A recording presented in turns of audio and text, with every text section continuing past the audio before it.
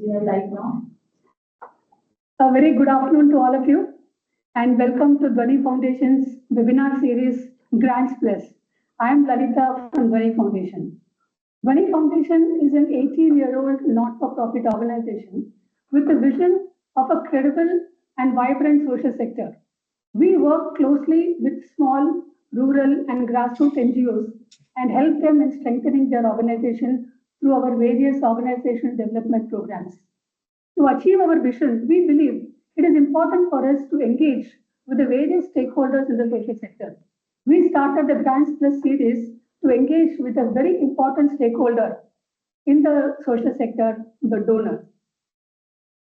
There is an African proverb which says, if you want to go fast, go alone.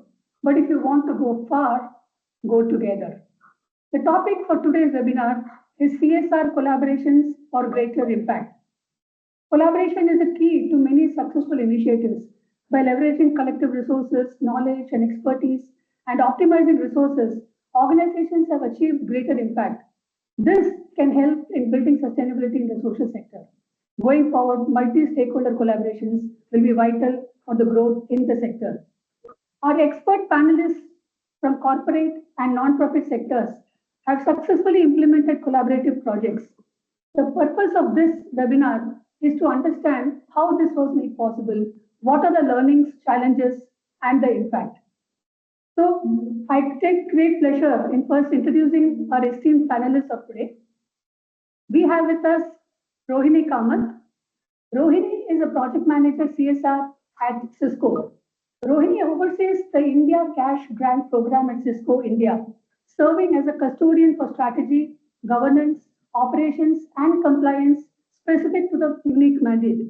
With over 15 years experience in the social impact field, Rohini boasts a solid history of crafting and executing philanthropic and employee engagement strategies across various Indian cities, including pioneering the introduction of payroll giving for Cisco India. Additionally, Rohini has recently assumed the role of committee lead for the APJC Regional Solutions Grant Program for Cisco, designed to engage Cisco employees in the strategic investments of Cisco Foundation. Beyond her responsibilities with the Cash Grant Program, Rohini also leads the Cancer Support Network chapter in India for Cisco. Welcome, Rohini. Now we have Thanks with for us. having me, Lalita. Thank you for being here, Rohini. Now we have another panelist. We have Arun Arora with us. Arun is the Director of Strategy, Communications, CSR and ESG at Mavin Chetak Logistics and Head of Chetak Foundation. He has over 37 years of experience in communications, policy, advocacy, reputation management, CSR, ESG, sustainability, education, and communication training. Arun is a communication, CSR, ESG, and sustainability coach. He is fond of writing. He is the author of 2 books and also contributes to newspapers and magazines. Arun has won many awards. One among them is the Mahatma Award for Leadership in CSR, Sustainability, and Social Impact in 2022. He was also a jury member for the prestigious B.M. Munchal Business Excellence Award in 2019. Welcome to the webinar, Arun. Thanks for being here. Thank you, Lalita. So kind of you. You make me look so old, 37 years and above. I didn't realize I was so old. And don't take the Mahatma Award seriously, because I was given that award because my hairstyle matched that of Mahatma. Yes, thanks for coming and lightening the mood of the webinar, Arun. So we also have with us Namrata Agarwal. Namrata leads fundraising and strategic finance at Quest Alliance. She believes and is passionate about the idea that truly purposeful partnership between funders and non-profits can be transformative for everyone. She is also part of the executive leadership team at Quest, driving strategic growth areas. Namrata's career spans 20 plus years, balancing stints in the corporate and social sector. Her experience spans in sales, marketing, and fundraising in national and international geographies. Prior to Quest Alliance, Namrata has worked with leading organizations like Capgemini, Wipro, and Dream a Dream. Welcome to the webinar and thanks for being on the panel today, Namrita. Thank you. Thank you for having me, Lalita. And we also have with us today Krishna Kumar. He is a trustee at Dhwani Foundation. He is popularly referred to as KK. KK has an extensive experience in sales, sales management, operations, global client relations, and management consultancy across industries. Having spent most of his career in early stage startups, he has had the opportunity to set up new centers and engagements for companies across multiple geographies. His key skills include setting up and scaling operations, bridging gaps between front and back ends, process improvement, and working with diverse teams. He has been closely associated with the social sector through Dhwani for the last 6 years. Welcome to the panel, KK. You. So let's get on with our discussions now. I would like to start with you, Rohini. There is a lot of talk about the importance of collaborations among CSRs. Cisco is supporting a project in collaboration with few other corporate CSRs. So we would like to know if you can talk about what kind of collaboration, what is the model, is this funding only a fund, is it only a funding collaboration or more than that? So it would be great to understand your collaboration efforts. Over to you, Rohini. Yeah, thanks, Lalita. And I'll definitely request Namrita to also jump in and add to anything that we might have missed out, that I might have missed out. Because Quest Alliance and Namrita, who represents Quest Alliance, is very integral to this partnership that I'm going to highlight. So it's called Future Right Skills Network. And I have to be very candid in calling out the fact that it was my then manager, Murugan, who was fundamentally behind coming together with Accenture. So when it first started off in 2019, we realized that both Accenture and us, Cisco, we were collaborating with Quest Alliance in the skilling domain. And we were doing very similar things in terms of our agendas and the type of projects that we were working on largely. And of course, Quest was one of them in the skilling space that we were working closely on. And that is when Cisco and Accenture first came together to indicate that this is something that we could do together and come to the table together. And that's how it started. JP Morgan joined us shortly after. And most recently, I think it was December last year, that SAP Labs also joined the collaborative. It's called Future Right Skills Network. And just after I finish speaking, I'll make sure I post a link in chat. And what we're doing is working very closely with the MSD in the central government to influence and encourage them to look at the future of skills, keeping in mind what's the future of jobs, what is most relevant today, because the employability skills curriculum has only undergone so many iterations. And again, within the ITI ecosystem, there's so much that is happening at any given point of time. We wanted to make sure that from an industry standpoint, we are able to meaningfully contribute to how the curriculum would look like. So that's predominantly the collaboration. There is definitely a monetary component to it, and we've all committed to it in a manner that it's all equally allocated. However, what I enjoy most as part of the collaborative is the ability for all of us to come together every quarter to review the strategy for FRSN, what's working, what's not, what can we do to help each other. And in the process, we also end up discussing other things that are not largely covered as part of the project. It could be a grant management tool that we are actually using that we're having challenges with, and we might get a recommendation. So it's also facilitated a lot more conversations beyond this. And I'll make one last point and stop there. I think when Cisco and Accenture came up with the idea, what was equally important is that Quest Alliance and Akash, who's part of the leadership team, or one of the founders at Quest, Namita, correct me if I'm wrong, was very clued in to and very aligned to the vision. And there's often this whole concern about, we don't want to share space, or, we don't want to work with the same kind of donors, or we don't want to work with similar partners. I think for us, we all were on the same page where we said that it's a very big problem to solve. There's only so much that we can do when we work in silos. Let us all come together. So that's how it started off. Okay, that was very interesting. So, was there anything more than grants also, technology or any other support also was involved as a part of the collaboration domain? No, as part of the collaboration, and as you must be aware, the law doesn't recognize donations in kind as CSR, as part of the CSR, as a budget allocation. That said, though, we also, I mean, just given the nature of the work, maybe tools like WebEx that we use for collaboration might be the most relevant from a technology standpoint. I think for us, it's about the thought leadership that we bring to this space with the work that Cisco does. Same is the case with Accenture, same is the case with SAP and JPM. So yeah, it's thought leadership over and above what we do through the grant. And if there is a need for a particular technology skill set that might be aligned to what certain tenured employees in Cisco might possess, we are more than happy to also offer that. But so far, we haven't done anything in that space. Okay. Okay. Thanks, Soni. Arun, I would like to come to you now. No, we say CSR collaborations.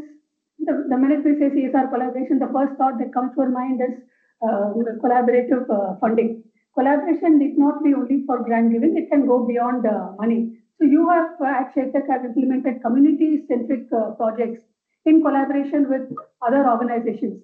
So can you talk about what kind of collaborations you have implemented, Arun? Yes, thank you, Lalita. Just let me give you a brief background. I belong to this organization called Chetak Logistics, which was set up by Mr. Jakaran Sharma, who was typical rags to riches story, belonged to a very small village, Ginger in Haryana. He was a farmer's son and he was very moderately educated. He studied till 9th standard or 10th standard. But with his passion and hard work, he went on to build one of the largest logistics company in India. And he was also big time into philanthropy, as that generation understood. You know, he'll build temples, dharamshalas, and he'll get help with financial help with getting girls' weddings in the villages and girls' education and all that.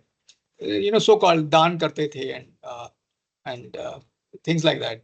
So it was essentially philanthropy. And unfortunately, we lost him in 2020 after he passed away. So the family decided as a tribute to set up a foundation as a tribute to him. So that is how Chetak Foundation was set up. So basically, we took advantage of the fact that we were quite naive in this area of CSR, actually structured CSR, and we were moving from philanthropy to CSR.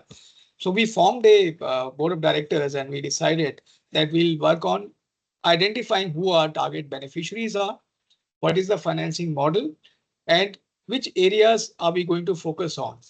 So first of all, since we are into logistics and logistics is responsible for creating a lot of pollution, a lot of road safety issues, and the prime pivot of logistics is the truck drivers. So we decided that our prime beneficiaries will be truck drivers for the various intervention that we choose to undertake. And second is we'll be focusing on issues related to drivers, their drivers, road safety, drivers' health, and also we'll address the fact that logistics creates a lot of pollution, so we will work on environment issues and road safety issues. So that was second. Third major decision we had taken was that since it was a philanthropic outreach of the founder, so can we maintain that we will be doing a lot of CSR and we will be collaborating with a lot of like-minded people. Like Rohini very beautifully mentioned that their vision aligns. So I'll just add another point to that. We chose our partners wherein our vision aligned as well as passion aligned. So we collaborated with a lot of people with the basic premise that there'll be no monetary exchange in our relationship. So that was a difficult one also. That was a good one also. For instance, when we told people that we want to work with you, but there'll be no monetary exchange, we'll not seek any money from you or will not give away any money from you. The model that we work on is simply whatever strengths we have, we bring to the table. Whatever the other partner skills they have, they bring to the table, and together we implement the project. So that is the model we worked on, and I'll be happy to share more details about that. Okay. So we will come to the details of that model the next round. Sure. So Namrata, I would like to come to you now. So basically, Rohini and Arun spoke from the perspective of corporates. First Alliance has been the fulcrum and collaborated on this project that Rohini has been talking about, working with four different corporates. So, I mean, it will be really interesting to know how did you make this happen? How did the collaboration affect the impact of the program? No, so what made you even think of this bringing together different corporates on one program? Over to you, Namrata. Sure. Sure. So I'll take on, I think, from what Rohini said. The collaboration we're talking about is the Future Right Skills Network, which works at looking at shifting the skilling ecosystem in India to make young people more future ready. Right? So that's the work we're talking about. Like Rohini said, this project really came together because Accenture was already funding Quest Alliance for skilling, Cisco was already funding Quest Alliance for skilling, JP Morgan was already also funding Quest Alliance, and we were all working in the ITI ecosystem, right? I think when the conversation around this started in 2018, it didn't really start saying we need to do a collaborative. We were sitting around a table with Accenture, with Cisco, and I think Accenture by then had funded us for like 8-10 years. Cisco had also funded us for 3-4 years by then. And we were all thinking, all this is happening, but what's really changing, right? And what do we want to do more? What do we want to do next, right? And that's where I think the idea of a collaborative was born together, right? Saying that if we've been doing this work for so many years, and if you want to really make a difference, then this individual projects and individual geographies and reporting and is not going to work, right? We need to look at it. So we said, let's come together. And it was literally around a table that this conversation started. And then, Kshitija from Accenture thought about it. Murugan, who Rohini mentioned, went back and discussed. And we didn't get into how this will be done with CSR. We said, this is a vision that we want to have to change, and let's come together. So Accenture, Cisco, Quest Alliance, we came together in 2019 to say two things. I think one, we basically set a clear vision of what do we want to do. Second, there were some basic areas of work that we aligned on and long-term goals. So there was a commitment saying every funder who's coming in will commit to a minimum of 3 years because change can't happen, which doesn't mean they have to sign a contract because with CSR there are also issues, but there was an in-principle commitment saying we're committed to this vision and we'll continue to support this vision. That's how the Future Right Skills Network was born. And then JP Morgan joined in, and like Rohini mentioned, SAP Labs joined in last December as well. For us, the experience largely has been that, the idea that you're focusing on the problem and saying we want to shift this and we will figure everything else out. That fundamentally has been important. Second, like Rohini said, it's not just a funding arrangement. Yes, there is money that goes in, but really we are able to look at the larger problem and say, okay, if a skilling ecosystem needs to change in the ITIs, it's not just training and placement. The teachers need to be trained, the infrastructure needs to be taken care of, the principals need to be taken care of, the curriculum needs to be refreshed, there needs to be more research, more data. There is a whole lot of ecosystem, right? And work was a huge important part of the aspect. So for us, what a collaborative has done is help really look at the problem holistically. And this agnostic to the solution. So like you were saying, is it beyond funding? It's largely thought partners, and we will bring a solution which is relevant to that young person who needs to go out into the world. And so there is no partner who comes in saying, take the solution. The solutions are offered. As a group, we decide if it's relevant. If it's relevant, we take it. But it's not an entry condition saying only if you use my solution will I be a part of the network. So we've also set sort of non-negotiables saying we'll do what is right to do in the ecosystem. So that's what. In terms of the impact, I think, like I said, one, to be able to look at the problem holistically. It's given us that. So today, what FRSN started doing 3 years back, we've actually changed certain gears and said, okay, we've done this work. We've built the employability skills curriculum. We're building an AI curriculum. We've trained teachers across the country. Now let's look at some future trends. Let's look at engaging with the industry. So we're able to look at just beyond a project. Second, I think when we are working with the government, the power of the network also brings the idea that more people are looking at the network as they're identifying the problem, they're also identifying the solution. So today the network is a trusted partner for the government who's calling us for any advice or any consultation saying, how do we want to take it forward, right? Because they know it's not one organization. There are today 5 organizations, Quest and 4 partners working on this. So really to be able to say, and all of the partners, I think we've been, when we go for a government meeting, they're all there, they're all putting their weight behind the problem.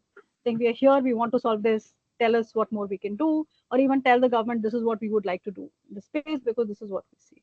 So I think power of networks is really helpful in pushing the systems and making change where it is going to be long lasting. And I can have more stories, but I'll maybe stop there. But that's, I think, largely 2 things are getting more focus, attention on the problem and solution, and looking at it more holistically as well. Okay. Thanks, Amrita. So it will be interesting to hear, you're saying that the government looked at it more positively because there are 4 funders supporting the project. We will come to that, elaborate discussion on that in the next round. So I would like to come to you, now, KK. So what I want to, what you to talk about is why do you think collaborations are important, and what do you see as benefits of collaboration? Money Foundation is all about strengthening the social sector ecosystem. So what do you think are the potential collaboration options in the social sector? KK? Yeah, Lalita. So collaboration is not an option for us at Dhwani. It is actually a necessity. Because when people think large, they think collaboration. When people think different, they think collaboration. And I want to illustrate by giving an example where what we did was attempting to grow large as well as different. Therefore, collaboration became the only option available to us. So we run this program called Nirantara, where we have about 8 modules, and we try put NGOs through this process for about a couple of years, and we turned them into good NGOs.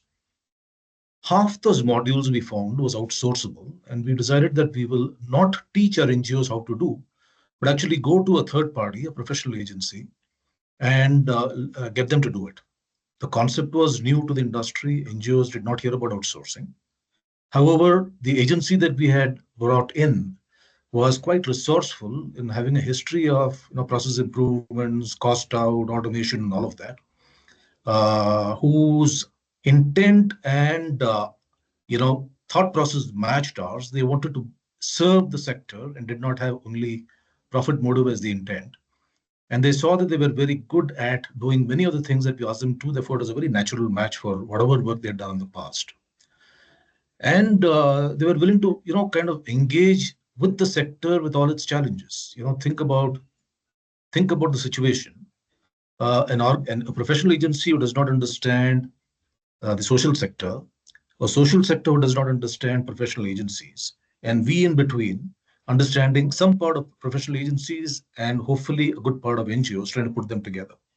So the process was slightly complicated, but what was good was that these people were willing to engage with us over a long period of time, and not just kind of ready to drop the ball as challenges came up.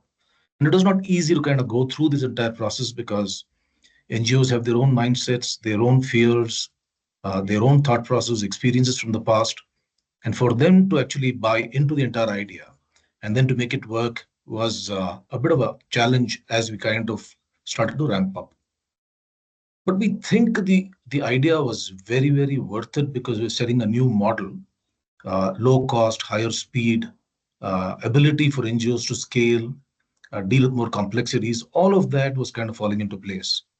And even though it required a lot of deep engagements from all sides, it meant that the entire effort was well worth it. So today we have about 80 NGOs, NGO partners in this entire arrangement, an average age of 20 years plus, so very, very experienced, about a 70 lakh budget average per NGO, therefore reasonably, well, I won't say, well, been around and done a few things and understand what their work is all about. And this organization today deals with over 8,000 transactions in a month, over 100 donor reports, plus, number of mandatory filings, all of that. So this is an example of how a collaboration was necessary and required deep engagement to make it all come together. But many possibilities for collaborations are possible between NGOs, between donors, and today things are getting more complex, right? There is government, there is international donor agencies, there are large implementing agencies, and there are NGOs and there are communities, and such large projects are also seen today within the country. So I think collaboration as an exercise has come to stay, and that we're going to see a lot more fine tuning of this vehicle. Okay. Thanks, KK. So, I would like to come back to you, Rohini. So, we are talking about corporate collaboration. So, what benefits have you seen because of collaboration in the program that you are collaborating? And again, now from your aspect, the effect on the impact of the program, how has it helped? Because your four corporates are collaborating on one program. Sure. And I think there's somebody by the name Manoj in chat who has requested that we speak in Hindi. Manoj जी क्षमा चाहते हैं जब हमें से कुछ लोग हिंदी में बातचीत कर सकते हैं, लेकिन ये ऐसा टॉपिक है जिसमें complete delivery in हिंदी थोड़ी मुश्किल हो सकती है. I think it's fair to say maybe in the future हम try कर सकते हैं कि through AI if there's a translation that's available of a or a summary that can be made available in Hindi. So it's only fair. I think if we want to be That's more right. inclusive That's right. and accommodative of individuals from different geographies. So abhi ke liye Absolutely. क्षमा चाहते हैं. Really sorry, sir. And I'll try wherever possible to also speak in Hindi. But for us, you said what did we see as an advantage? So एक तो ऐसी जगह है जहाँ पे हम एक दूसरे से बहुत सारी चीजें सीख सकते हैं. So tomorrow, like there've been instances where we've exchanged notes on, let's say, an accelerator program that Accenture is running. Just last week, for example, I had reached out to Sagarika from SAP Labs to understand how we could, what are some of the tools that they're using for grant management. So one, we're able to engage beyond just the partnership, right? Like with the larger interest of being able to help each other out, make recommendations. Two, even with Quest, right?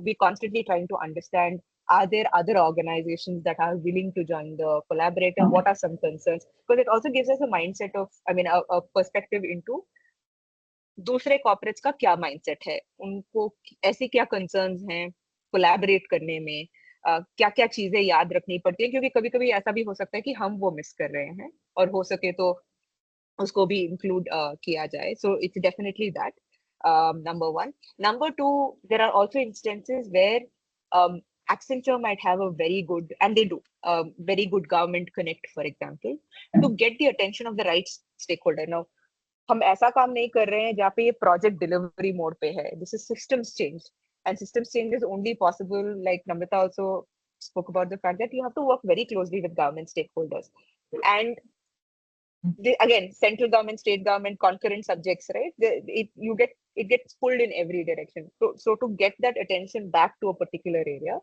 कभी कभी ऐसा भी होता है कि हम में से किसी एक का कोई कनेक्ट हो सकता है किसी और सिलसिले में गवर्नमेंट स्टेक होल्डर के साथ, उसको अहमियत देते हैं और उसको डेफिनेटली कॉन्वर्सेशन में लाते हैं कि how do we work with such stakeholders and how can we use our might and connections meaningfully to drive the larger agenda of FRSM. And I'll make this last point around how do we come together now. It's a live example. Abhi jo hai, there's a larger conversation around AI based curriculum, or like curriculum around AI to be introduced under employability skills.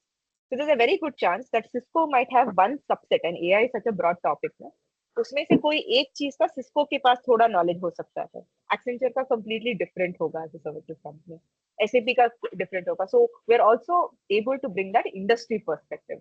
So I would say largely these would be the three broad advantages of being a part of a collaborative and working collectively rather than in silos. Okay, that's interesting. Thanks, Rohini. Arun, I would like to come to you next.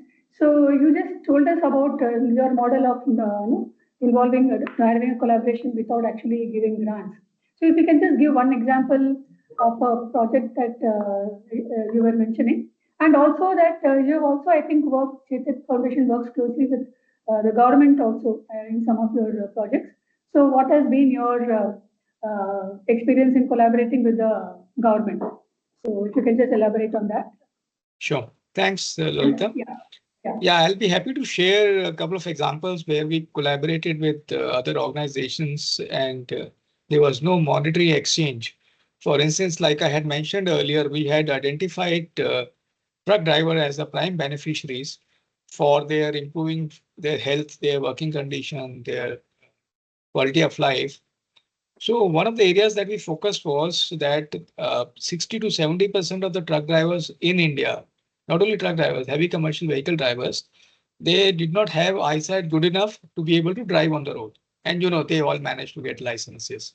So we decided to work on eye health of the drivers, which will lead to better health for the drivers, as well as this will lead to greater safety on the road for truck drivers, for pedestrians, for rest of the motorists on the road, because if they have poor eyesight, they'll end up hitting other people also.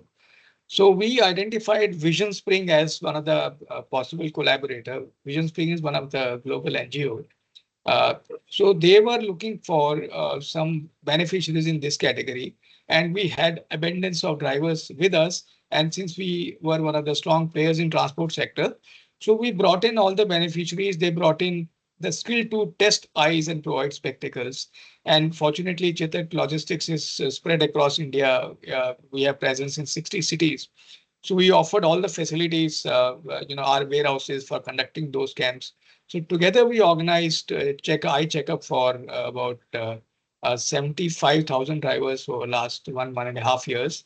And we signed an MOU to check eyesights of 5 million drivers over next 5 to 7 years along with them.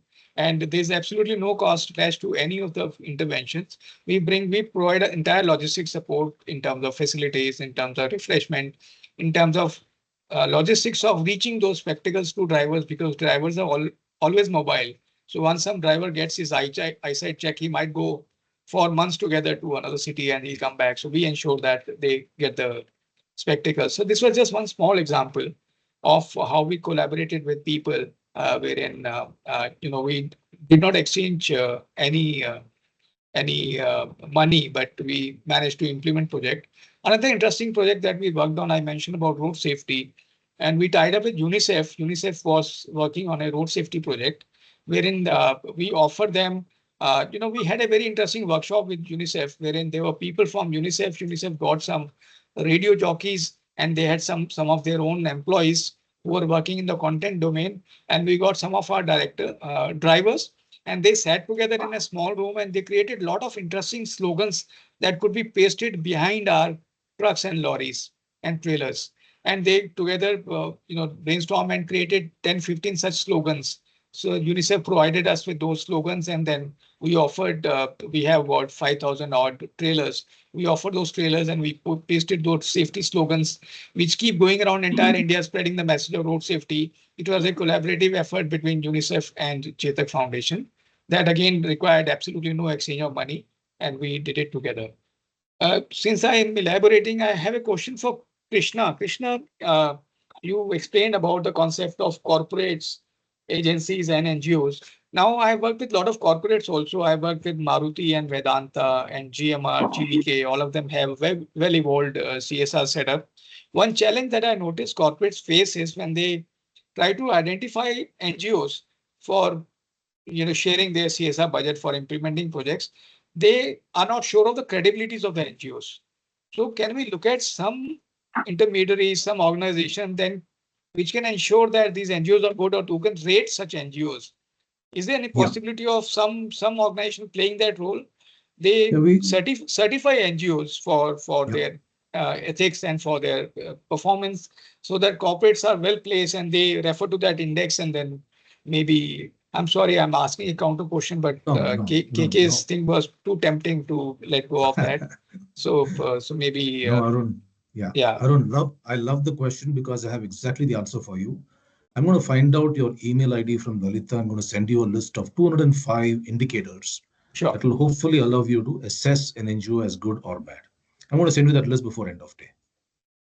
Very nice. Thanks. I'm saying, can somebody evolve an index rating NGOs from that perspective, so that there's some central rating that is available with certain credible agency? For instance, supposing Dhwani Foundation was to do this exercise, or some maybe Quest Alliance was to do this, just throwing an idea. So, you study, say, 200, 300, 500 NGOs, because honestly speaking, some NGOs have really given a bad name to this sector. Okay, so Absolutely. that is really unfortunate, but that is a fact of life. So in case some credible agencies can create an index wherein they rate NGOs on their credibility, ethics, performance, reach, and speciality. So that will help corporate and people who are ready to give funds Got and it. seeking implementing agencies can really help. Got it. I think I may have an answer for you beyond what I told you. I will write to you on that email. We have a tool, so I'll also share that tool with you. Sure. But Very I know nice. I know Yeah. your question is beyond that, but let's talk about it. Sure. Sure. Yeah, we can. Arun, yes, that question about NGO credibility, of course, it may not be in the mainstream of our discussion today, Sure. but I think ultimately it is important when you look at a CSR and corporate and the NGO collaboration. So, Sure. Sure. unless there is credibility, the collaborations cannot really happen successfully. So that way, it is a very important point that you brought out just now. So, any few lines on the working with government, any government Yeah. collaborations? Okay. Yeah. Thanks, Lalita, for reminding me. So we also work. We did not work with the ministries per se. If you refer to government bodies as ministries, we did not work with them because we are too new to get into the ministry domain because they have a certain guidelines for minimum experience of 3 years, 5 years, 4 years, and also we were unfortunately approached by certain people who claimed to be close to government and they offered to get us fund. We didn't want to get into thing. I don't want to talk about that. Okay, but we work with a lot of government-based organization. We signed an MOU with the Delhi Skill and Entrepreneur University, but we strongly believe in uh, converting students into employable, human beings. Yeah, we wanted to increase their employability by adding skills to whatever they're learning. And since we are from the logistics space, so we started conducting a competition for students who are studying logistics at Delhi Skill and Entrepreneur University, and we'll give them real life logistics problems that the sector is facing. And we organize a context there wherein people from across colleges will come and make a presentation, and people who excel in those presentations, we were straightway placed with our company and certain other companies also. And it was thrown open to all colleges, not only limited to Delhi Skill and Entrepreneur University. We did it for Delhi alone, but we have recently tied up with Gati Shakti Vishwavidyalaya, which is based in Vadodara. This is the new name for Railway Academy. This has been set up by Prime Minister of India. It's called Gati Shakti Vishwavidyalaya. So they also run courses in logistics. Another thing that we do is we also uh, promote girl students who take up logistics because they say major mismatch in the number of girls who opt for this industry is very, very low. So we are helping them with their promoting their fees and other things. If economically weaker section girls take up some courses in logistics. That was second. Then we were approached by CRPF. CRPF has huge manpower. They have a manpower running in lakhs. So we went to CRPF camps and we conducted eye checkup camps for CRPF cadets because they again need eye health care because we had chosen to specialize in eye health care. Besides working with Vision Spring, we evolved our own capability also. We hired certain equipment, we engaged certain doctors who could conduct those eye checkup camps also. And we went to various traffic police. For instance, went to Delhi Traffic Police, we went to Kanpur Traffic Police, and we focused on providing eye checkup camps for the women constables who are driving two-wheelers. We provided them, besides eye checkup camp, we also provided them with helmets. So we did a lot of collaboration with government bodies, not directly with the ministries per se. Okay. Yeah. Thanks for that input, Arun. Now, KK, actually, now coming back actually basically to a question which even Arun just put up. Dhwani's vision is to build a credible social sector. So what are the collaborations that are helping you, Dhwani, achieve this? We are coming back to the credibility in the social sector again. So what do you think are the kind of collaborations that will help towards this? No, there's a lot of imagination possible when we look at collaborations within the social sector. For example, governance is such a big problem. And most NGOs have their relatives, friends, family, and their dog as their members of their board. At least things are changing rapidly today. I mean, what I'm saying is 10 years back. But yet, when you go and see several boards, you see that there is a lack of, and I would say there's a lack of exposure within the small, rural, medium NGOs. And there's a need for them to get some external talent in, an external person who understands a different world to come in and also be a part of their board. So we look at independent board members and bring them into these NGOs. We've got over 100 of them. And we think there is great value because the people who are part of the board today are part of the community. They understand the community very well. This person brings in a completely different angle into their organization and makes them think a little more differently. So that's one kind of collaboration. There are other players that we work with. We work with government extensively, and that collaboration we think is very, very key because there is, for example, no voice for the social sector in the government today.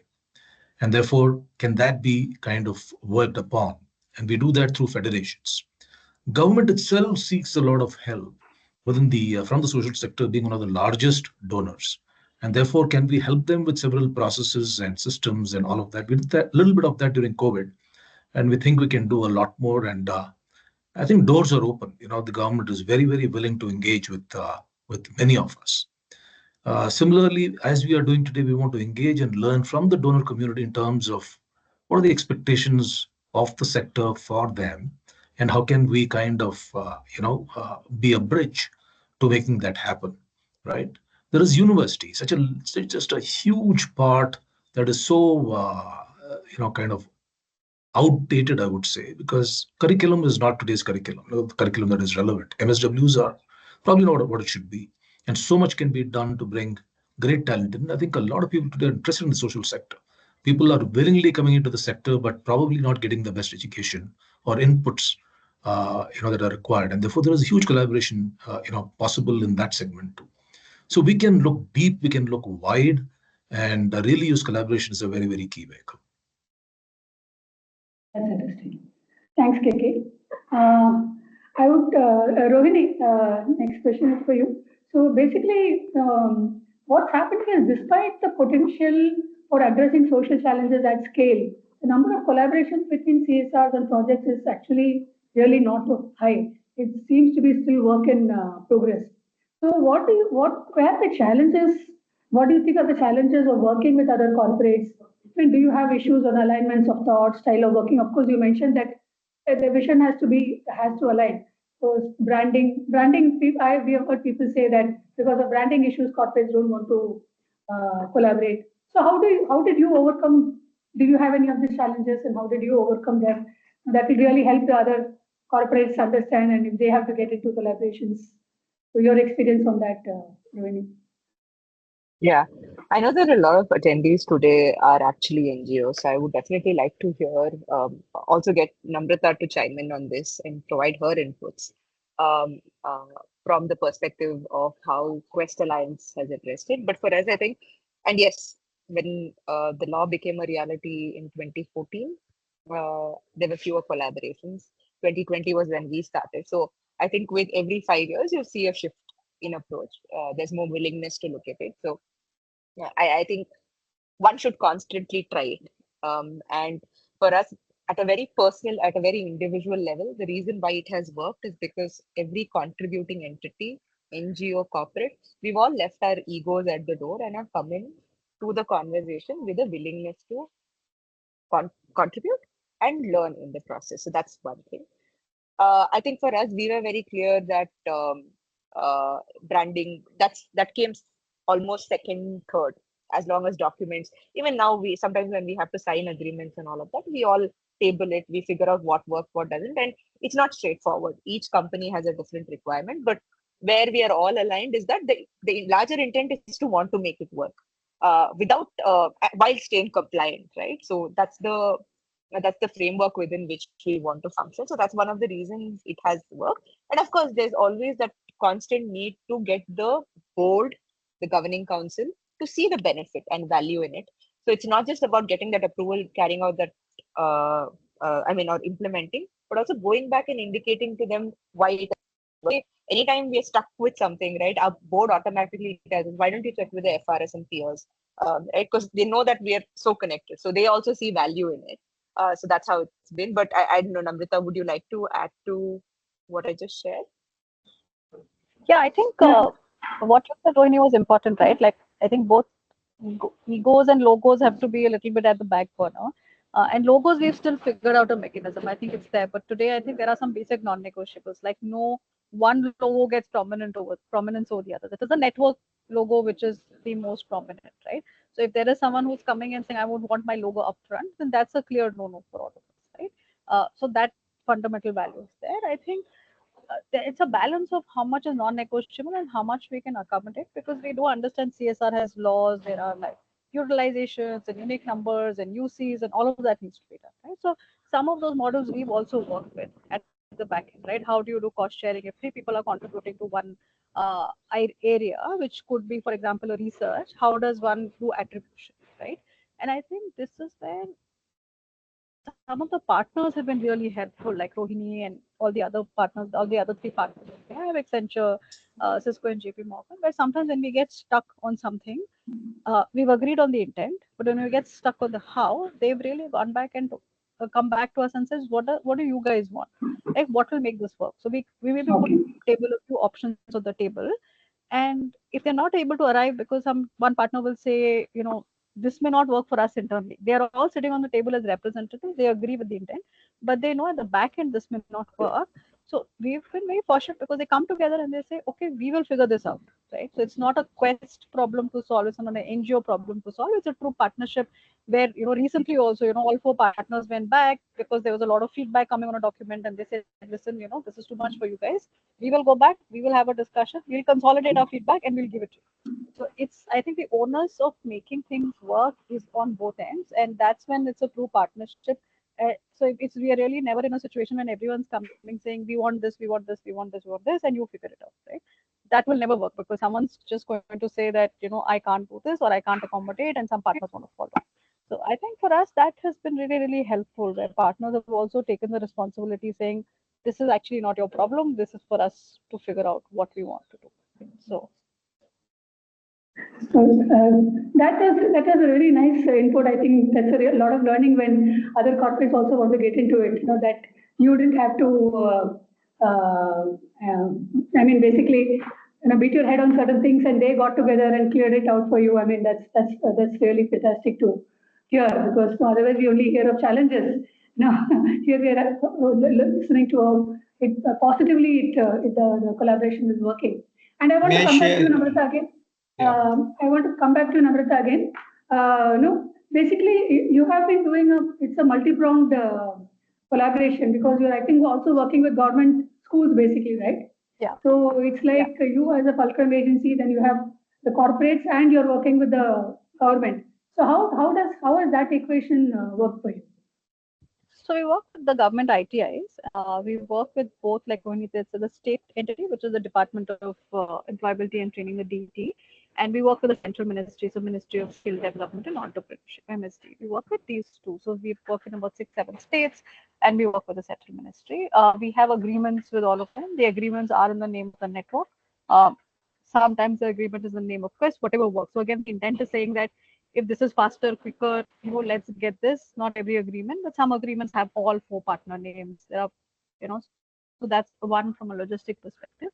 But I think couple of things. One, working with the government means that things are a little uncertain.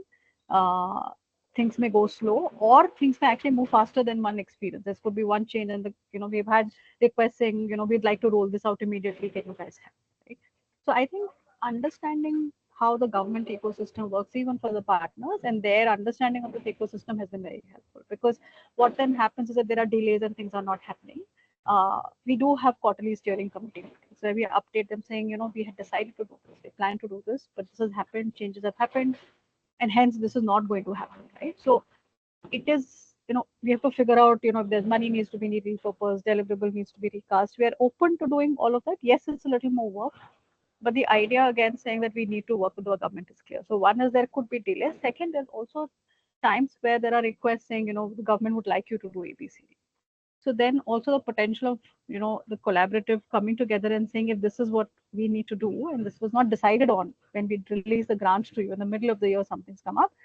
Should we take it up? Should we not take it up? That's a collective decision. If we take it up, then how do we figure out the transaction? So I think on both sides, that's helpful. Third, I think, just like I said, that from a being a trusted advisor to the government. We also meet the government together once in 6 months. And today they see, 5 people, 10 people from 4 organizations walking in and saying, we are putting our name, our money, our effort, our resources behind this. And then the ability to be able to even have a dialogue as equal partners, saying that we are with you in this journey. Tell us what you can do. We would like this from you. You tell us what we would like us to do. Those kind of conversations have begun to happen, right? Otherwise, it's largely going to governments for permissions, for signing MOUs. So it shifts from just saying, help us, do this, to saying, let's do this together. So I think that's a fundamental shift we've seen, and I think that's the biggest part of the collective. And like Rohini said, there have been people within Cisco, Accenture, other partners as well, SAP Labs and JP Morgan, where they have some connects with the government. Sometimes we are not able to kind of meet somebody, and Rohini will say, I know someone, let me try and figure out a meeting with the government. And she would actually come along with us, right? So that, I think, has always also helped, and that continues to go on. Okay, that's fantastic. So this is one, I think, a very major takeaway for the collaboration, no? Why it is important to collaborate and how it can actually strengthen and make it much easier with the government, especially. Thank you for that, Namrata. I think Arun wanted to mention something, Arun? Yeah, are you able to see me? It says my Yes, video has been. Yes. Yeah, we can see you, Arun. Yeah. Your camera has been disabled or something. It says No, we can see you. Yeah. Okay, great. Yeah, in fact, I was looking at the response about sharing branding during the interventions. Okay, I think we personally believe that sharing credit also enhances our own credit. So we happily share whenever we have joint venture collaboration with any of our partners. We display both the logos equally prominently. And we also thought of another innovative solution. When it comes to whose logos is bigger or whose logos is on the top or bottom.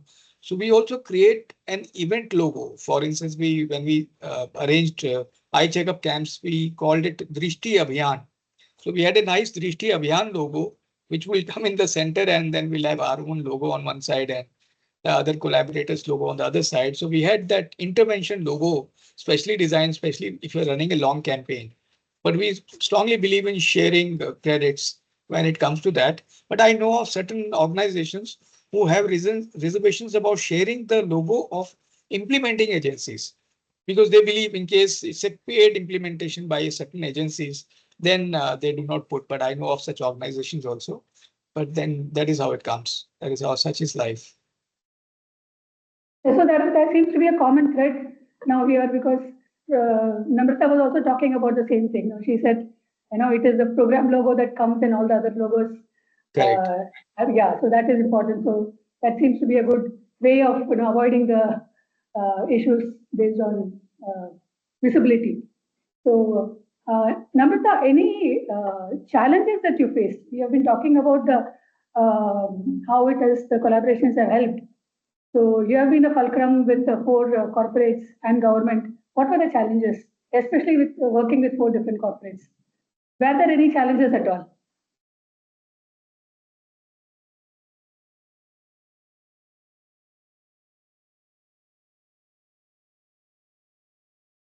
Yeah, I just raised my hand while I think Namrata unmutes herself, or I think she's having an internet connectivity issue. I'm back. The one main. I had an issue. But sorry, Rohini, continue. You were saying something. Why don't you? I was going to say, Lalita asked if there are any challenges, like what would you like to talk about the challenges? So the one primary challenge that Quest Alliance always has is just scheduling, getting everybody together at the same time, which is probably the biggest nightmare. They do it time and again. They do it without accommodating everybody's requests. So that for sure. Perfectly But not understand. willing the effort, but yeah, that in itself is a lot of heavy lifting. Okay. So Rohini has already given her point of view of what from your challenge. Now, Namrata, what else you have faced? I think setting meeting times definitely is a challenge. Sometimes we also get like government events which get fixed in the last minute. and these are big launches, but important key ministers have schedules only last minute, and usually we send emails to all the partners saying today is Monday, Thursday there's an event in Delhi, can some of your senior leadership come, right? So then most of the times they've made it possible. They've anchored, gone around, run around, figured out who can come, and people have come. So I think that's one challenge. Second, I think from the law perspective, I don't think CSR law makes it very easy to have collaboratives, right? With all those unique numbers and UCs and cost sharing and all, there's a lot of law, and there's a lot of interpretation that happens around the law as well, right? So it really, for us, even when we get like new funders or we're talking to new funders, we have to be very careful on, what is their interpretation of the law. So if they say, I want to do only this and I will not do this and I will not do that, then however aligned our vision is, it may be difficult for us to get that partner on that board. And that's really, not a great space to be. So if the law is a little more flexible on allowing more collaborators to work on a problem and not looking at, the numbers and things, not can be figured out, right?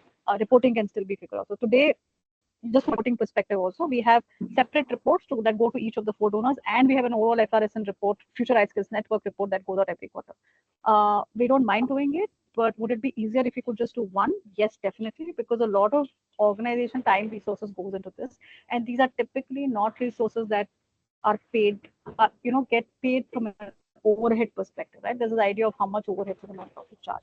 But when the requirements are getting so stringent and you're trying to run a collaborative, it's actually sometimes double the overheads, right? Because you're doing all the individual requirements and then you're doing a collaborative requirement. So that I think is definitely a challenge. And I think what can help is really a law, an amendment to the law, hopefully in the favor of some of this, that would be.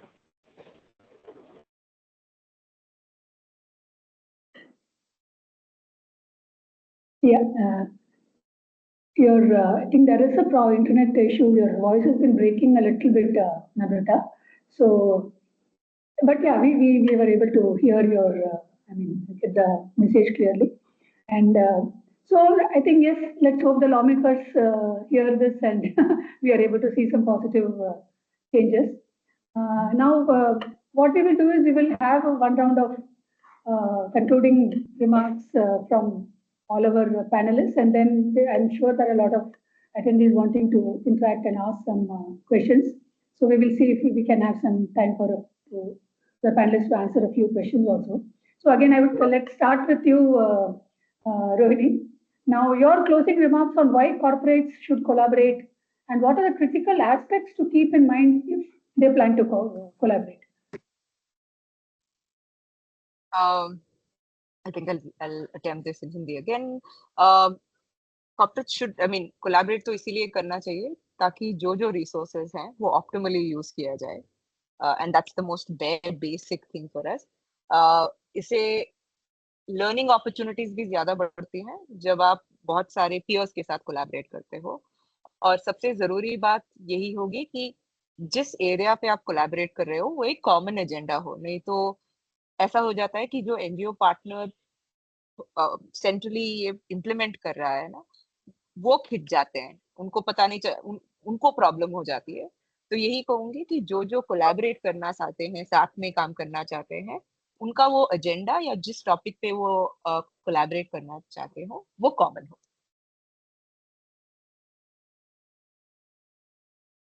Thanks, Rohini. Arun, your closing remarks on why corporates should collaborate beyond grant giving? Yeah, thanks, Lalita. I agree with Rohini.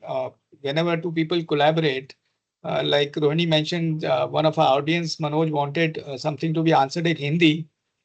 तो जैसे कहते हैं 1 और 1 11 होते हैं, एक का power जो होता है और 2 का पावर होता है, एक रहता है, पर if they join hands then there is a power of 11 people. 1 और 1 11 बोलते हैं, जैसे हिंदी में एक there is a saying.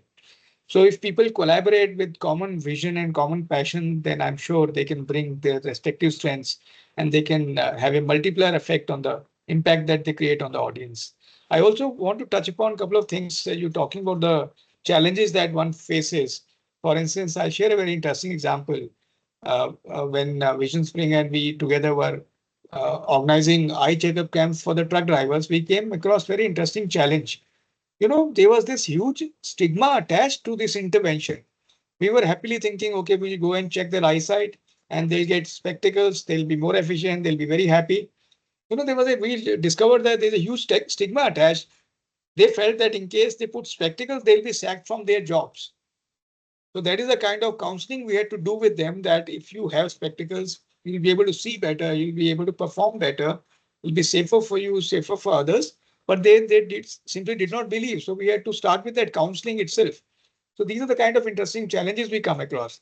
There was another interesting challenge that we faced is we also operate with a lot of corporates. For instance, we conducted a lot of eye checkup camps with Hero Group, Honda Group, Maruti, and a whole lot of other automobile companies. Sometimes when you get a feeling, if you're approaching someone to do a project, they get a feeling that as if we are riding on their reputation and as if they are doing us a favor, though we don't charge any money at all. So that is another interesting challenge that sometimes we face, but that is part of the game and part of the learning. So we really enjoy that. Okay. Thanks, Arun. Namrata, your closing remark on collaborations being the way forward? You have really achieved major collaboration. So, yeah, I'll try answer this in Hindi. तो मुझे लगता है कि अगर हमें ground level पे problem solve करनी है तो वो प्रॉब्लम किसी भी वी वर्क इन एजुकेशन के लिए किसी भी युवा के लिए एक चीज से नहीं सॉल्व हो सकती। उसको साथ में लाने के लिए या उसको शिफ्ट करने के लिए आपको काफी सारी चीजें चाहिए होती है। वो चाहे इंफ्रास्ट्रक्चर हो, चाहे काउंसलिंग हो, चाहे टीचर्स हो, चाहे करिकुलम हो, चाहे इंडस्ट्री कनेक्ट हो, चाहे जॉब रेडीनेस हो, अवेयरनेस हो, काफी सारी चीजें चाहिए होती है। और वो ये सारी चीजें कोई एक संस्था नहीं कर सकती, हम भी अकेले नहीं कर सकते। तो हम भी आज जो collaboration future right skills network की बात कर रहे हैं, today we are at a stage where we are saying कि अगर और नॉन प्रॉफिट्स हैं जो इसमें जुड़ सकते हैं तो हम उनको भी साथ में जोड़ेंगे। तो अगर हमें सही में एक प्रॉब्लम सॉल्व कर रहा है, ना कि हम CSR प्रोजेक्ट्स रन कर रहे हैं कि हम बॉम्बे, दिल्ली, बैंगलोर में प्रोजेक्ट्स रन करेंगे, which is typically the area where CSR funds largely go to. पर अगर हम सही में देश में कहीं पे प्रॉब्लम सॉल्व करना चाहते हैं तो कोलैबोरेटर्स की बहुत जरूरत है। नहीं तो हम साइलोज में काम करते रहेंगे। और some of the chat I was reading some of the chat said that जो छोटे ग्रास रूट एनजीओ हैं जो काम कर रहे हैं वो पीछे छूट जाते हैं। रिलेवेंट होता है, उनकी जो नॉलेज होती है, एक होलिस्टिक डेवलपमेंट कैसे सोचें, वो साथ आके ही साथ मिलके ही हो पाएगा।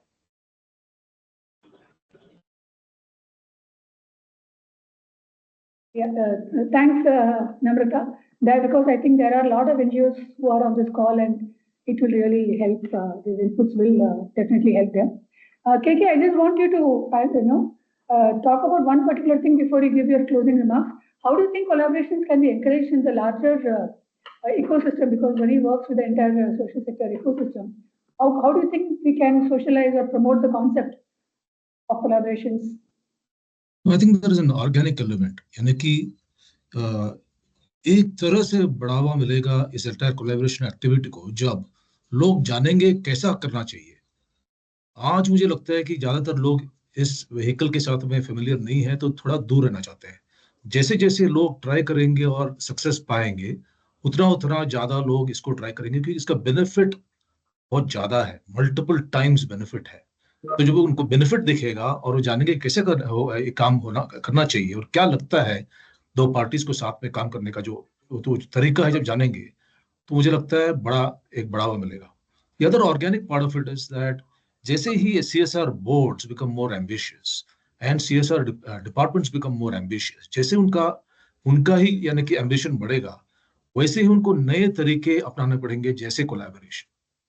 तो ये दोनों चीज शायद will be the organic way. नहीं तो ऐसे वेबिनार्स एक तरह है where collaboration can be socialized, white papers will be brought out, I am sure थोड़े दिन में लोग इसके ऊपर रिसर्च करेंगे, जानेंगे थोड़े और मटेरियल कुछ होगा जहां से हम सब ज्यादा सीख सकते हैं, ट्राई करने के लिए फ्रेमवर्क आएगा, सब कुछ आएगा थोड़े दिन में। बट मुझे लगता है कि जो आज कर रहे हैं, जो आज इसका पावर देखे हैं, उनसे आप बात करो तो आपको लगेगा कि ये बड़ी चीज है, this works. Yeah. Yeah. Yeah. And KK, your closing remarks on the need for collaboration in the social sector to achieve sustainability. We're talking about scaling, of course. Ultimately, why do you think it is important to achieve sustainability in the sector? I think people, the panel has already said it. I think it's not an option really. More and more, we're going to realize that the smarter way to go about doing whatever we are, and at scale, and in such unique ways as the experiments that I shared today, is only possible if people come together. So I think the vehicle itself has so many benefits that it can't be ignored. Yeah. Yeah. Yes, Arun. Yeah, I'm sorry to butt in again. Just wanted to add one more thing. When we talk of collaboration, we can even look at major collaboration amongst corporate CSR functions of corporates, NGOs, and foundations, wherein we can look at working on policy and advocacy. And I wouldn't like to call it lobbying with the government of India to make these interventions far easier instead of creating so many hindrances. I know a lot of corporates who, in frustration, end up dumping their money into PM Relief Fund or CM Relief Fund. And I'm not even talking about wherever they're forced to do it. I'm just referring to, so many hindrances being created with the new policy guidelines.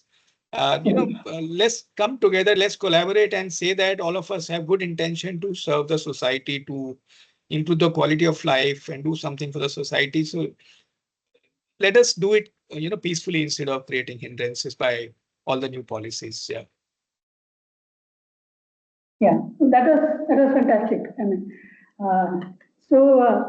before we close, I think can we take a few questions from the attendees?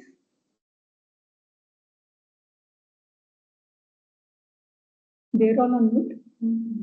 There are some questions. And Shripa Narayan had asked 2 questions. You can ask Shripa. Shripa Narayan, I think, had some questions.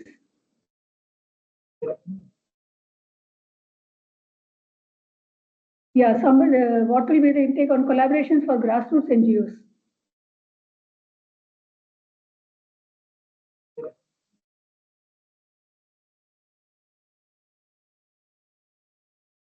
So, Lalita, may I recommend that somebody curate the question? There are certain things that are overlapping. Maybe there's an opportunity to pick a few, just club it together, and we can take turns to address it. That way we don't miss out on anything, but it's optimal use of the limited time that we have on the call.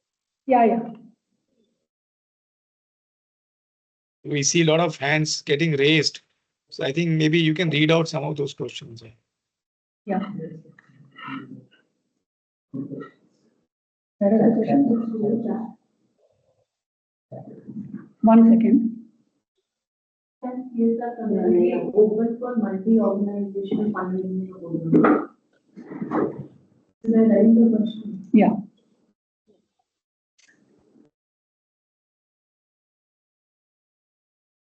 So somebody is asking, should it be called collaborations or sharing of resources? I don't know if that was a question or somebody was thinking out loud. Okay, now of course there are questions which are not directly related to collaborations also. Why CSR are limiting their area of operation? I think they mean geographical area, because I think we have a lot of grassroots and rural NGOs who are there on the. So no, Rohini, would you like to answer that? Yeah, and we've used that lens in the past. कभी-कभी ऐसा भी हुआ है कि हमको ऐसा geography choose, particularly ऐसा geography choose किया है. सिस्को की तरफ से ये तभी होता है जब हमारे हर प्रोजेक्ट में डिजिटल कंपोनेंट होता है, और ये तो हम नेगोशिएट कर ही नहीं सकते क्योंकि हम है ही डिजिटल कंपनी. जैसे आप किसी फार्मास्यूटिकल कंपनी को जाके नहीं बोल सकते कि आप हेल्थ केयर में कुछ मत करिए या उसको इम्पोर्टेंस मत दीजिए. हमारे लिए डिजिटल हर चीज का बैकबोन बन जाता है, एंड दैट्स रियली इम्पोर्टेंट. तो अगर हमारे प्रोजेक्ट इम्प्लीमेंटेशन में ऐसा होता है कि उस लोकेशन में, जियोग्राफी में डिजिटल होना चाहिए, एंड अभी तो भारत नेट देश के हर गांव में पहुंच रहा है, कि कुछ गांव में ऐसा भी है कि कनेक्टिविटी भी स्ट्रांग है, लेकिन ऐसे भी कुछ क्षेत्र हैं जहाँ पे कनेक्टिविटी इतना स्ट्रांग नहीं है.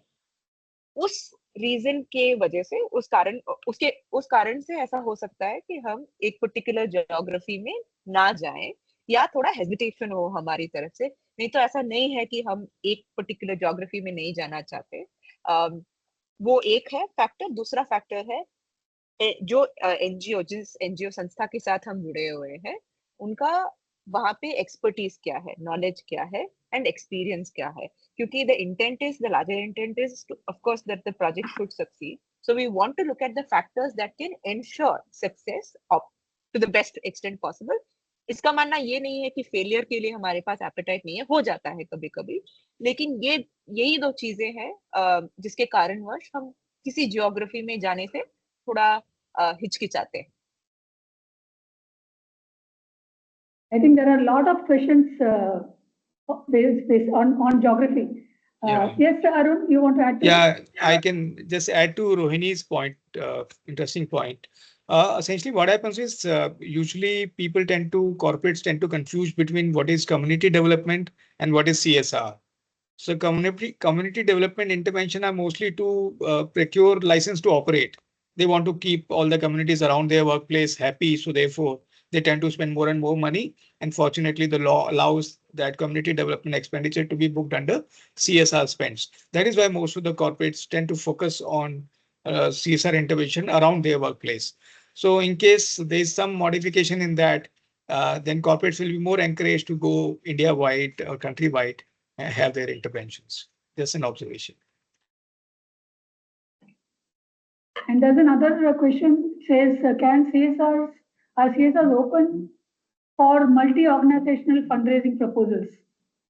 So I have a feeling it is like if multiple organizations together come and approach you, multiple NGOs come to you together with one proposal, are you open to looking at?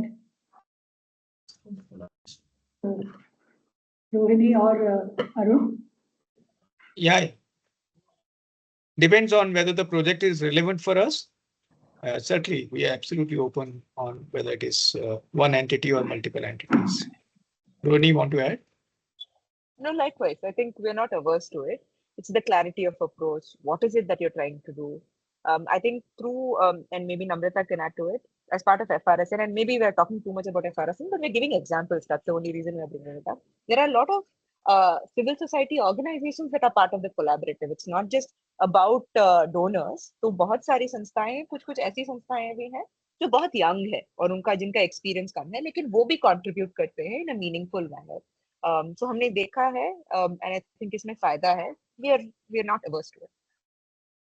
Okay. So Namrata, you want to add to this?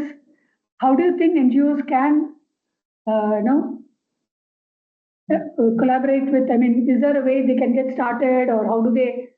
You have a very successful model in hand. So, any advice for the other NGOs, especially the smaller NGOs? I think one is, and I'll switch off my camera because I know my voice was choppy. तो एक तो ये है कि काफी सारे छोटे छोटे कोलैबोरेटर्स ऑलरेडी शुरू हो रहे हैं इवन ग्रास रूट लेवल पे। तो ये सोच के कि हम अपना कोलैबोरेटिव बनाना है, इसके अलावा ये भी सोच के कि हम किस कोलैबोरेटिव में जुड़ सकते हैं। ग्रास रूट लेवल पे there are organization supporting capacity building. मैंने ये भी देखा, कैपेसिटी बिल्डिंग का क्वेश्चन था, and they are bringing organizations together to make change at the level. So for example I just give you the Rebuild India Fund that Dasra has started. It's a very small grant that they give, but it is largely for capacity building. छोटे NGOs का जो capacity building need है वो हो सकता है। Collaborators में भी हम भी काफी NGOs के allowed, it's not legal, but उनके साथ उनका जो experience है वो हम कैसे ले सकते हैं, हमारा जो experience है वो हम उनको कैसे दे सकते हैं। हम Quest itself, we were talking of Future Access Network, we are part of at least 5 other collaborators, right? And many of them have छोटे grassroots NGOs as well, because that knowledge is also important. So I think networks में plug in होना important है। ध्वनि जैसे है, दसरा है, सत्रह है, a lot of these collaborators are being run by these intermediaries, so it's important to also, I think, be in touch with them to see कि कहाँ पे क्या चल रहा है और आप किसमें आप सही बैठ सकते हैं। There's another question which is, will collaboration ensure sustainability for NGOs? Of all NGOs of all sizes in India? So, or is it only for I large can NGOs? answer that. Yeah. Yes, I don't think Namrata. collaboration is for the sustenance of the NGOs, but तो my view is that at some point NGO should also think कि अगर ये problem solve हो जाता है तो क्या मैं अपना NGO बंद कर सकता हूँ. That's the eventual goal. ना कि sustenance is is a very big question mark for all of us as NGOs. So I don't know if collaboration helps it. What it helps is शायद वो problem छोटा हो जाए, शायद वो problem बदल जाए और आप कुछ और नए problem पे काम करेंगे.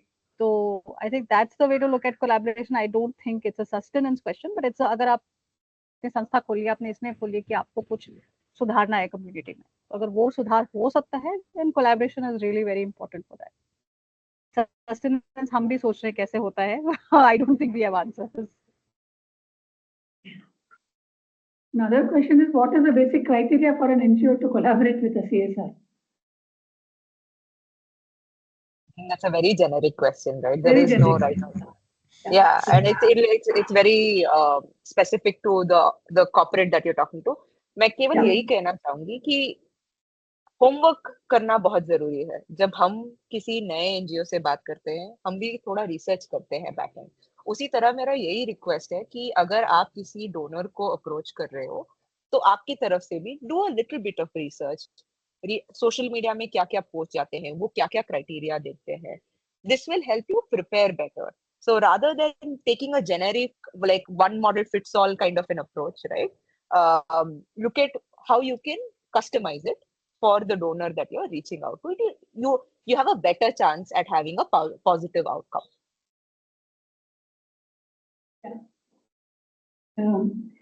Anybody from the donors, from attendees, from CSR donors who are attendees have any questions to the corporate panelists here? Most of the questions we have are from NGOs.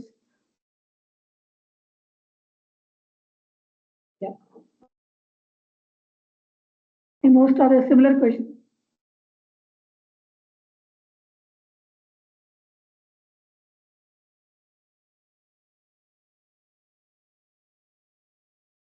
So somebody says collaboration should result in quantifiable and measurable outputs and outcomes. Alternately, we can establish a network for sharing lessons learned and best practices. So can we have a small discussion on that? That's a very interesting point.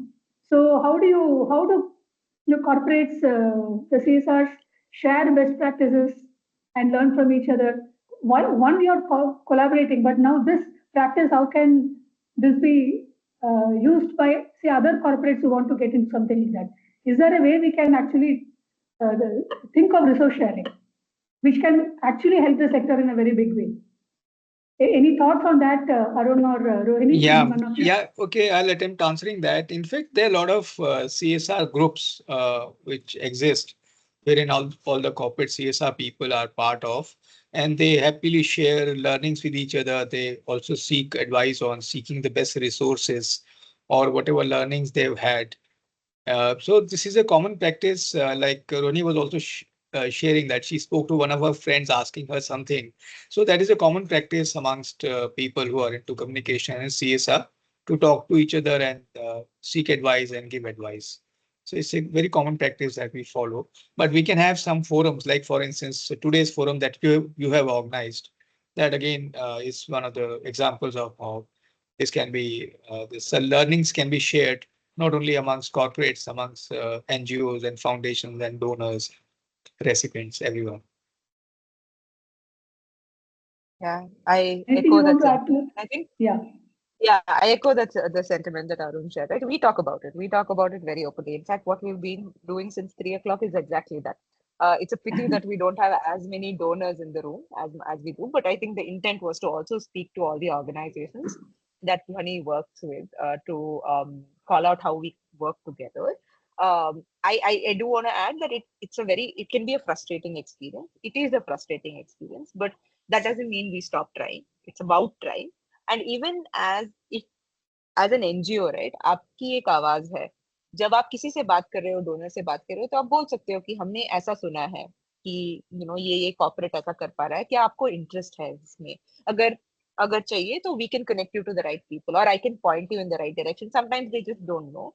But otherwise, largely, that's what, there is an intent to want to come together. And I think that's an evolution from where we were a few, maybe a decade ago. That realization that there's only limited funding and there is a need to achieve so much with a population of 1.4 billion that we are, and multiple complex problems to solve, wicked problems to solve. There is that need to support each other. I don't know if I digressed, but I hope that addressed part of the question. Okay. You know, So there's Lalitha, another, yes, KK, yeah. no, I just wanted to interpret that question a little differently. I think the way I read the question was that if you don't have real outcomes and real outputs as part of the collaboration, then nice to have good stories, practices, all of that. That's really not the intent is. So to Rohini's point, I think any collaboration that has hard matrices around them that can be measured, right, will be a difficult process to go through because 4 people have to agree or 3 people have to agree. And that is really the challenge of what a collaborative movement is all about. And when people learn to do that well, I think this is going to be big. And I think people are learning that very, very quickly because everybody's saying all the right things, right? Meeting of minds, meeting of intent, and all of that is a great start point. And then things start to build over it. And I think because people are reporting to real boards that have hard questions for them, everything has an outcome, an output, impact, and all of that kind of is contained within the story. And that's probably what is nice about all the stories of collaboration that we are hearing, listening to today. Yeah.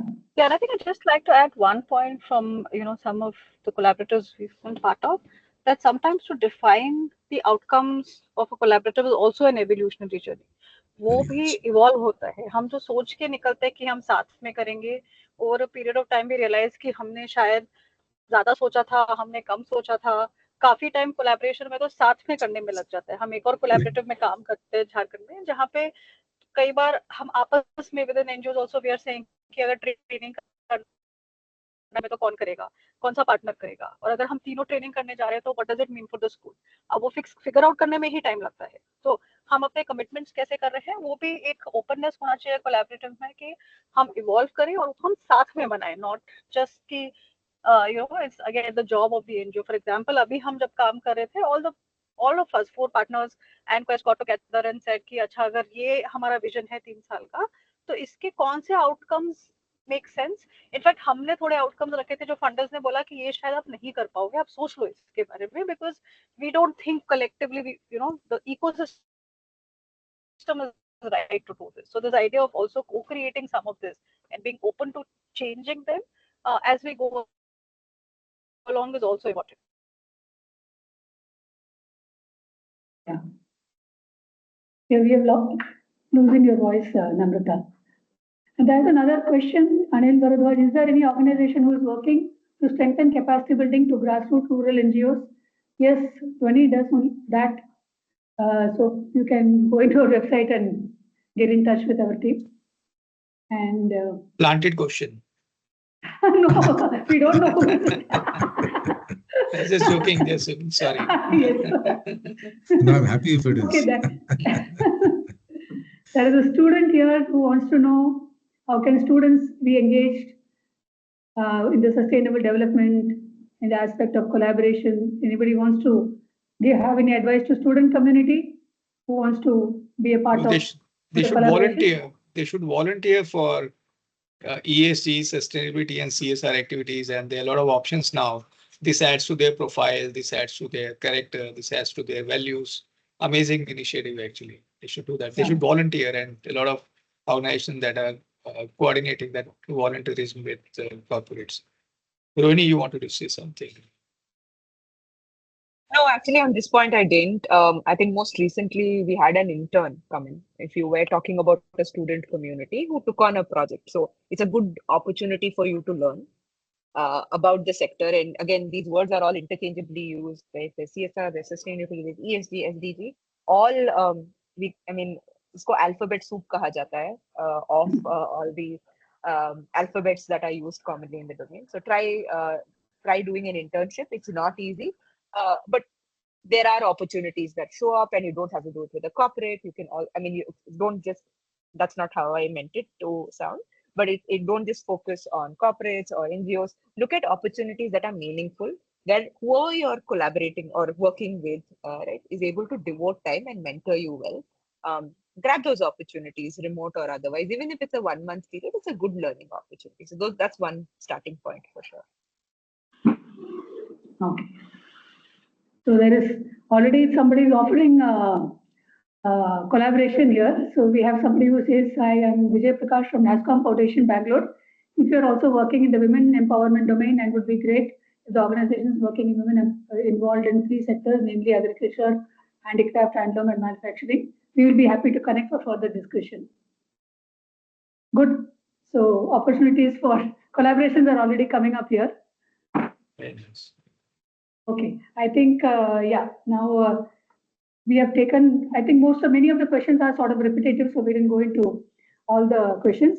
So I would like to close by saying that I think it was a very, very engaging conversation, and I'm sure there's a lot of learning for all the NGOs and the CSRs who are there from the attendees today.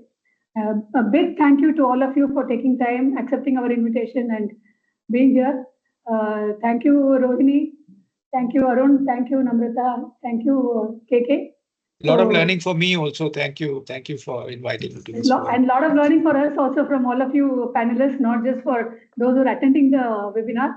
So collaborations is a way forward, and I think we will all go all out to collaborate and achieve success in the social sector. Thank you, panelists, and thank you to all the attendees who are here and who have been engaging with a lot of questions. We are really sorry we were not able to take all the questions, so we could just pick a few, and because of time constraint. So thank you again. Meet you all in the next Grand Plus webinar, which will be coming up soon. Thank you all. Thank you. Well conducted, Lalita. Thank you. Thank you. Thank you. Okay.